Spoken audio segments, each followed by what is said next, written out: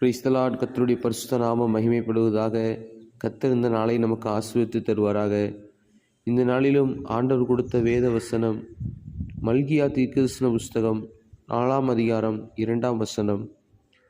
ஆனாலும் என் நாமத்துக்கு பயந்திருக்கிற உங்கள் மேல் நீதியின் சூரியன் உதிக்கும், அதன் செட்டைகளின் கீழ் ஆரோக்கியம் இருக்கும்.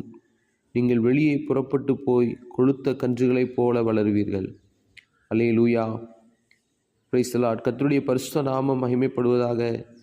இந்த காலை வேளையிலே தேவன் நீதியின் சூரியனாய் இருக்கிற ஆண்டவராய் இயேசு கிறிஸ்து நம்மேல் உதிப்பார் என்று வேதம் சொல்லுகிறது. யார் மேல் அவர் உதிப்பார்? என் நாமத்துக்கு பயந்திருக்கிற உங்கள் மேல் நீதியின் சூரியன் உதிக்கும் என்று வேதம் சொல்லுகிறது. இயேசு கிறிஸ்து மலை பிரசங்கமாகிய மத்தேயு சுவிசேஷம் 5ஆம் அதிகாரத்தில் சொல்லும் பொழுது, அவர் தீயோர் மேலும் நல்லோர் மேலும் தமது சூரியனை உதிக்க பண்ணி நீதியுள்ளோர் மேலும் அநீதியுள்ளோர் மேலும் மழையை பொழிய பண்ணுகிறார் என்று சொல்லப்பட்டிருக்கிறது. ஒவ்வொரு நாளும் காலையிலே சூரியன் முழு உலகத்தில் இருக்கிற ஜனங்களுக்கும், அவர்கள் நீதிமானாக இருந்தாலும் பாவிகளாக இருந்தாலும், அவர்கள் மேலே உதிக்க பண்ணுகிறவர் நம்முடைய ஆண்டவர் தான். ஆனால் இயேசு கிறிஸ்து தம்முடைய மகிமையை பிரசன்னத்தை யார் மேல் அவர் உதிக்க பண்ணுகிறார்? நீதியின் சூரியனாய் இயேசு கிறிஸ்து அவர் கிருபையும் மகிமையும் அருளுவார் என்று சங்கீதம் 84:11 வாசிக்கிறோம்.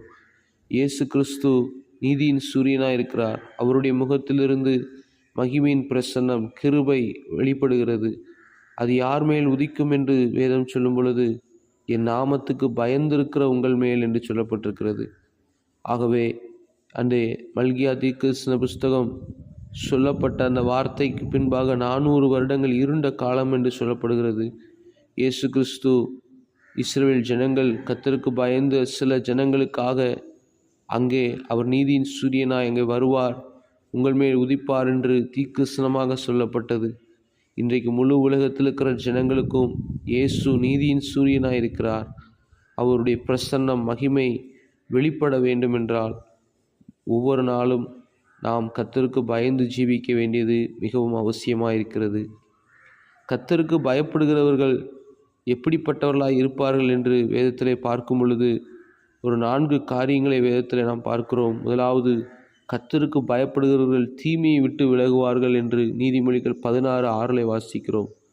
ஒவ்வொரு நாளும் கர்த்தருக்கு பயப்படுகிறவர்கள் தீமையை விட்டு விலகுவார்கள். அப்படிப்பட்டவர்கள் மேல் நீதியின் சூரியனாகிய ஆண்டவர் உதிப்பார்.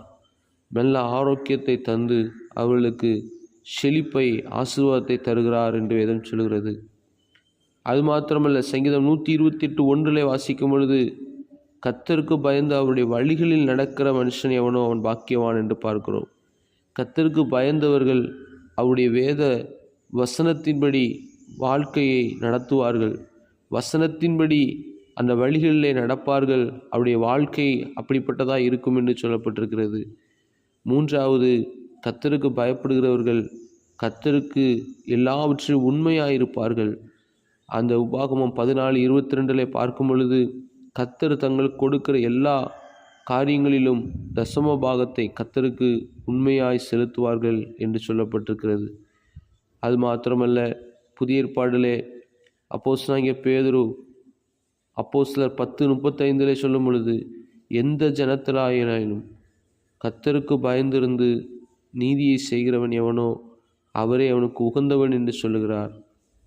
கர்த்தருக்கு பயப்படுகிற மனுஷன் எப்பொழுதும் நீதியை செய்கிறவனாயிருப்பான். அவன் தன்னுடைய வேலையிலே எல்லா இடங்களிலும் ஜனங்களுக்கு அநியாயம் செய்யாமல் நீதியாய் உத்தமமாய் நடப்பான் என்று சொல்லப்பட்டிருக்கிறது. ஆகவே இன்றைக்கு அநேக இடங்களிலே அநியாயமாய் சம்பாத்தியங்கள் பரிதானம் வாங்கி ஜனங்களை ஏமாற்றி வஞ்சிக்கிறதை பார்க்கிறோம். ஆனால் நீதியாய் வாழ்கிறவர்கள், கர்த்தருக்கு பயப்படுகிறவர்கள் மேல் நீதியின் சூரியன் உதிக்கும். நம்முடைய ஆண்டவராய் இயேசு கிறிஸ்து அவர்களுக்கு கிருபையும் மகிமையும் அருளுவார் என்று சொல்லப்பட்டிருக்கிறது. ஆகவே அவருடைய கிருபையும் மகிமையும் நாம் பெற்றுக்கொண்டு ஆரோக்கியத்தோடு சுகத்தோடு செழிப்பாய் வாழ கர்த்தருக்கு பயந்து ஜீவிப்போம். கர்த்தர் தாமே நம்மை ஆசீர்வதிப்பாராக. God bless you.